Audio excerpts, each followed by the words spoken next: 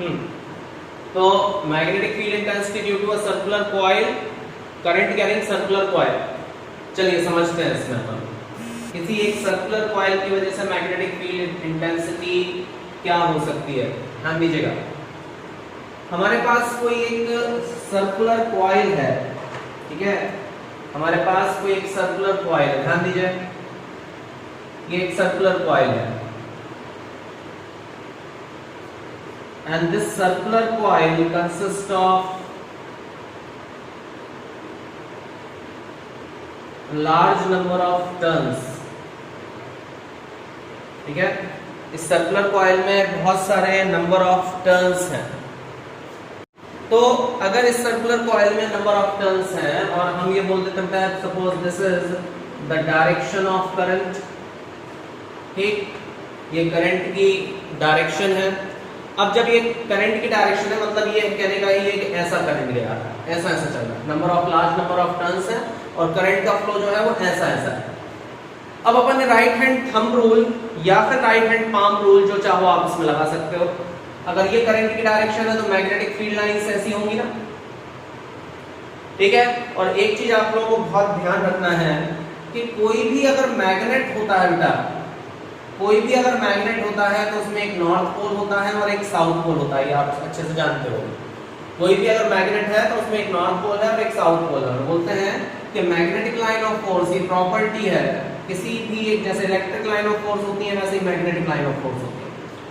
तो magnetic line of force जो होती है वो नॉर्थ पोल से निकलती हैं और साउथ पर टर्मिनेट करती हैं। So they originates from north and terminates on south outside the magnet, but inside the magnet they moves from south to north. Magnet के अंदर कहां से कहां चलती है, साउथ से north. Hence they form a closed loop. कैसा बनाती है ये, क्लोज्ड लूप बनाती है। जबकि हमारा जो चार्ज होता है ना, उस चार्ज से magnetic line of force originate होती है पॉजिटिव से and they terminates on negative. लेकिन ऐसा नहीं होता कि नेगेटिव से वापस पॉजिटिव पर आती है। Hence they forms open loop. ध्यान रखिएगा, इसलिए कौन सा लूप बनाती है, ओपन लूप बनाती है। Magnetic field lines closed loop बनाती है, electric field lines open loop बनाती है। चलिए समझ लेते हैं। तो मैग्नेटिक फील्ड लाइंस और इलेक्ट्रिक फील्ड लाइंस, ये कंडीशन है। अब अगर यहां से हम ये बोलते हैं कि ये पर्टिकुलर डायरेक्शन है करंट की, तो मैग्नेटिक लाइन ऑफ फोर्स कैसी बनेगी, ध्यान दीजिए, ऐसी बन रही है। तो अगर हम ये बोले कि इससे जो मैग्नेटिक लाइन ऑफ फोर्स निकल रही है बेटा वो ऐसी निकल रही है और ऐसे घूम के यहां से ऐसी आएंगी। जैसे मान लो अगर ये करंट ऐसा है तो यहां से घूम के ऐसे आएंगी, ठीक है। तो अगर हमने यहां पर ये नॉर्थ पोल बना दिया, ये वाला पोल कौन सा हो गया, नॉर्थ पोल। और क्योंकि ये फील्ड लाइंस अगर यहां से निकल रही हैं तो कहीं ना कहीं से घूमकर वापस तो आएंगी ही। कहां पर आ गई, यहां पर। तो ये वाला जो एंड होगा वो साउथ होगा। हमेशा एक मैग्नेट में एक नॉर्थ और एक साउथ जरूर होता है। ऐसा नहीं होता कि एक मैग्नेट में सिर्फ नॉर्थ हो जाए। Single isolated pole is not possible in universe, लेकिन बाय डेफिनेशन के लिए कभी हम उसको कंसीडर कर लेते हैं। तो ये नॉर्थ पोल हो गया, ये यहाँ पर हो गया। इसी तरह से यहाँ से जो मैग्नेटिक फील्ड लाइंस होंगी वो भी कहीं ना कहीं से आ रही होंगी, यही होगा। तो ये इस तरह से, ठीक है। यहीं से हम अगर ये बोलेंगे तो ये इस तरह से जा रही है। तो कुल मिला के ये है This line of force originates from north and terminates on south pole। तो इस तरह से बेटा ये कंडीशन यहां पर बनेगी, ठीक है। तो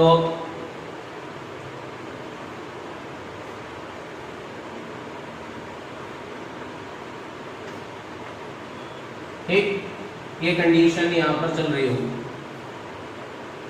तो अब ये लूप जो होगा वो किस तरह से बिहेव करने लगेगा, this loop behaves like magnet. So when current passes through the coil, when current passes through the coil then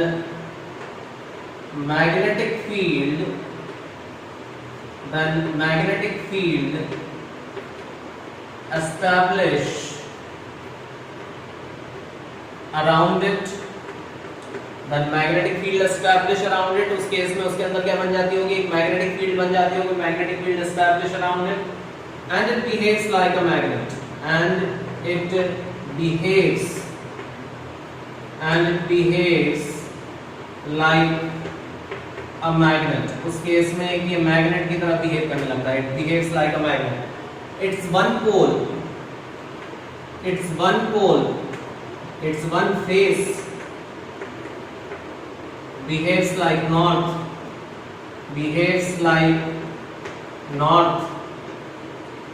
while other face, north pole, while other face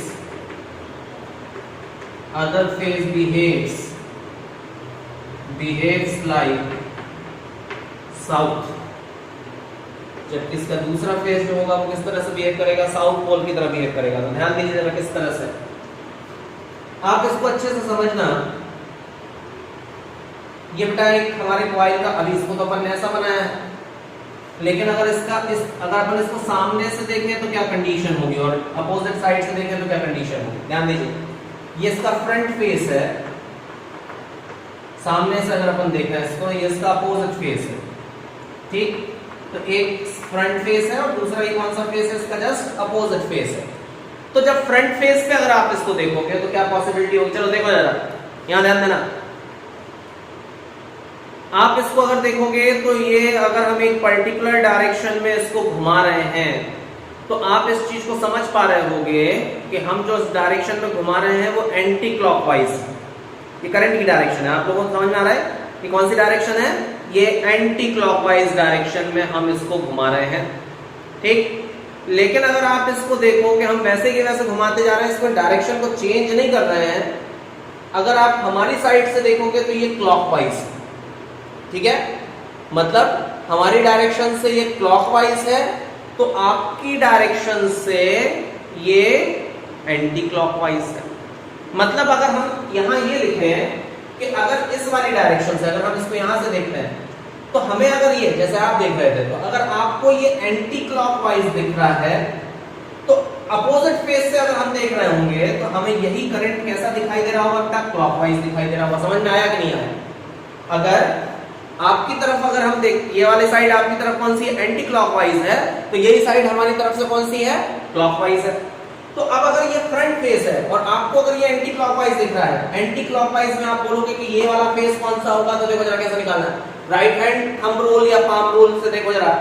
हमने बोल दिया अगर ये डायरेक्शन किसकी है, ध्यान देना जरा, इसको हम पलट रहे हैं। ये डायरेक्शन अगर करंट की है तो ये डायरेक्शन फील्ड की है, और अगर ये डायरेक्शन हमने ऐसी इसको उल्टा कर दिया, अगर हमने बोल दिया कि ये डायरेक्शन करंट की है तो ये डायरेक्शन फील्ड की है, कोई दिक्कत थोड़ी है, आप इसको भी यूज कर लो। देखो जरा, ये करंट की डायरेक्शन है, ये डायरेक्शन किसकी है बेटा, ये करंट की डायरेक्शन है, तो ये फील्ड की डायरेक्शन। फील्ड कैसी आ रही है यहाँ पर, आउटवर्ड।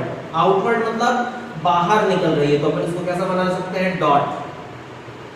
फील्ड कैसी है, डॉट से इंडिकेट करने का मतलब क्या है कि आउटवर्ड है। अगर आउटवर्ड है मतलब जहां से फील्ड लाइंस निकलती हैं वहां कौन सा पोल होता है, नॉर्थ। समझ में आया? तो यहाँ ये जो पोल होगा बेटा, ये कौन सा पोल होगा, ये नॉर्थ पोल बना रहे हैं। और नॉर्थ पोल इसलिए ऐसा बना रहे हैं ताकि आप देख लो जरा, ये दोनों एरो एक साइड है। अब इसमें अगर दूसरे साइड से, अपोजिट साइड से अगर आप देखते हो तो यहाँ पर ये डायरेक्शन करंट की है। अगर ये डायरेक्शन करंट है तो करंट की डायरेक्शन हमने फिंगर्स कर दी, थंब की डायरेक्शन कैसी आ रही है, इनवर्ट। समझ पा रहे हो? ये करंट की डायरेक्शन है, तो ये करंट की डायरेक्शन अगर ये है तो ये थंब की डायरेक्शन कैसी आ रही है, इनवर्ट। तो करंट की डायरेक्शन थंब इनवर्ट है, दैट मींस जो फील्ड है वो कैसी है, इनवर्ट। और अगर फील्ड इनवर्ट है तो यहाँ पर ये कौन सा पोल होगा, ये साउथ पोल होगा, क्योंकि इनवर्ट फील्ड लाइंस कहाँ पर होती हैं, साउथ पोल पर होती हैं, और आउटवर्ड फील्ड लाइंस कहाँ पर होती हैं, वो नॉर्थ पर होती हैं। तो यहाँ ये जो पोल होगा वो नॉर्थ बन जाएगा, और एक पोल इसका कौन सा होगा, साउथ बन जाएगा। लिख लीजिए।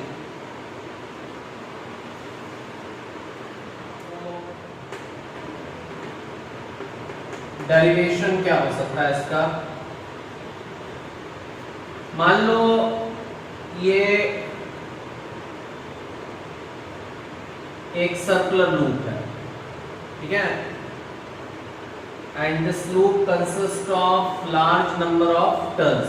ठीक है, लार्ज नंबर ऑफ टर्न्स है इस लूप में, और ये करंट की direction.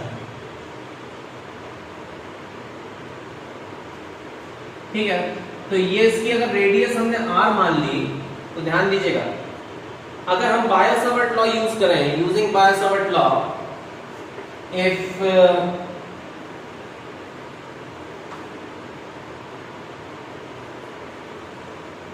if loop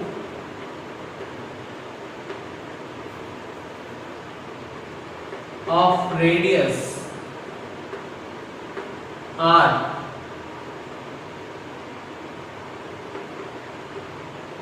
contain current I, therefore by Biot-Savart law इसमें अपन को सबसे पहले एक लाइन एलिमेंट कंसीडर करना पड़ेगा ना। मतलब अगर हमने एक लाइन एलिमेंट कंसीडर कर लिया dl और इसमें से करंट I पास कर रहा है और इसका ये एंगल जो है वो 90 डिग्री पर है, तो क्या लिख सकते हैं यूजिंग बायो-सावर्ट लॉ, dv बराबर हो जाएगा mu naught upon 4 pi I into dl, I dot dl sine 90 upon r square. तो dv की वैल्यू कितनी हो जाएगी, I dot dl sine 90 upon r square, यही होना चाहिए ना। तो I डॉट dl साइन 90। अच्छा, अब चलो इसको देख लेते हैं। ये small element, by using Biot-Savart law for small element,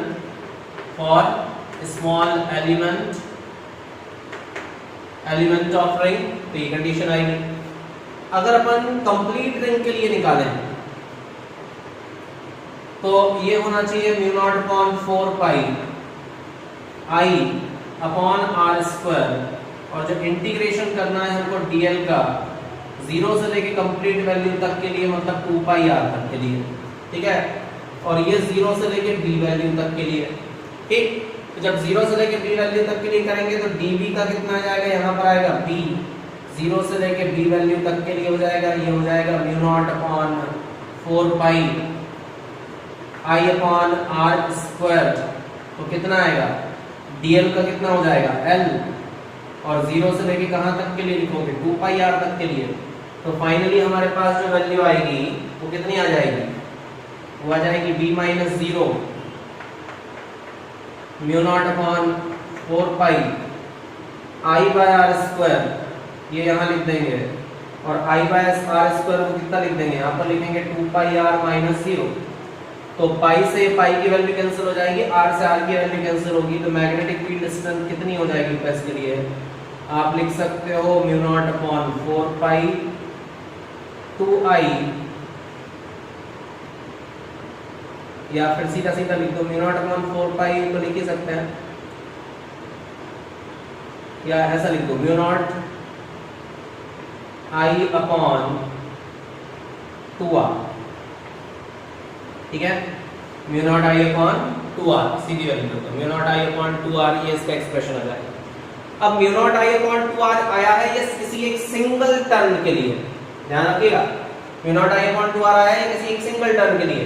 अगर इसमें n नंबर ऑफ टर्न्स होते, यहां लिख रहे हैं इसमें, इफ लूप कंसिस्ट ऑफ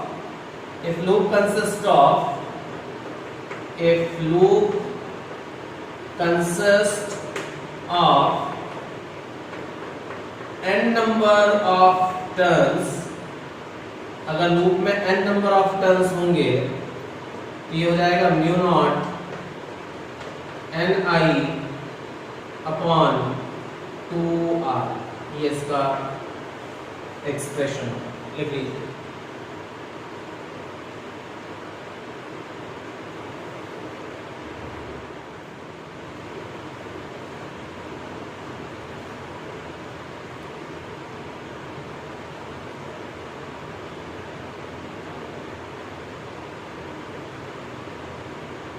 समझे, बहुत सारे क्वेश्चन करना है इस चैप्टर में। तो b इज इक्वल टू होता है mu not I upon 2r, ये होता है ना बेटा फॉर्मूला। अब उसने ये बोला है कि हमारे पास एक वायर था जिसकी लेंथ l थी, इसको हमने टर्न करा और टर्न करके इसका एक टर्न किया और इसके एक पर्टिकुलर एक सिंगल टर्न का एक लूप बना दिया, मतलब जो L है उसको हमने कन्वर्ट कर दिया 2 पाई r में, ये किया ना, L को हमने कन्वर्ट कर दिया 2 पाई r में, तो जो r की वैल्यू हो गई L अपॉन 2 पाई, यही हो गया ना, r की वैल्यू कितनी हो गई, L अपॉन 2 पाई हो गई। तो जब r की वैल्यू L अपॉन 2 पाई हो गई तो L अपॉन 2 पाई, ये 2 से 2 कैंसिल हो गया, तो जो b की वैल्यू आ गई वो कितनी आ गई, mu not I pi by L, ठीक है, mu not I pi by L। चलो ठीक है, लिख लो जरा जल्दी से। इसी में एक और क्वेश्चन देते हैं, इसी में सेकंड क्वेश्चन दे रहे हैं। If same length is used to form a loop of capital N turns for same current,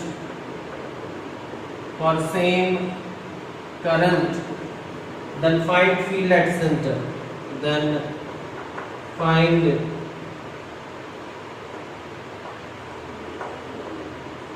magnetic field at centre.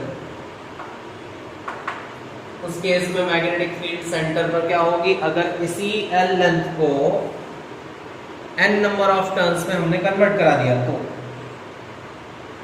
मतलब अब इसी लेंथ को कन्वर्ट करना है बेटा किसमें, n नंबर ऑफ टर्न्स में, मतलब इसी में ज्यादा टर्न्स है अभी, ठीक है। तो अगर इसी में ज्यादा टर्न्स हैं तो फिर क्या होगा, that means L is equal to 2 pi r n, ये होगा ना, तो r की वैल्यू कितनी हो जाएगी, L अपॉन 2 पाई n, कितनी हो जाएगी, L अपॉन 2 पाई n। और आप इस चीज को अच्छे से समझ लीजिए, if you are calculating magnetic field for n number of turns, तो mu not n i upon 2 r होगा, तो mu not n i upon 2 r अगर हम लिखेंगे तो n into i upon 2 r अगर हम लिखेंगे तो इस बार क्या होना चाहिए, L अपॉन 2 पाई n, तो L अपॉन 2 पाई n, ठीक। तो 2 से 2 कैंसिल होगा, n और n कितना हो जाएगा, तो ये हो जाएगा mu not i pi n square upon L, ये होगा ना, mu naught n i pi upon n square by, ये आंसर आएगा।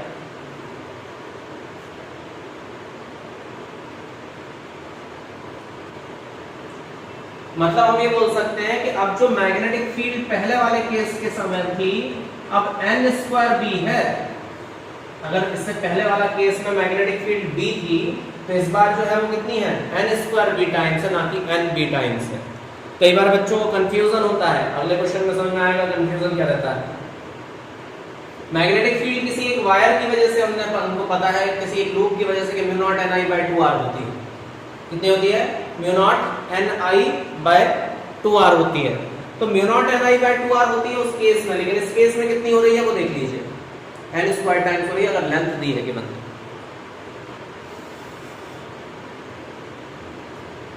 हाँ बिल्कुल 4:9।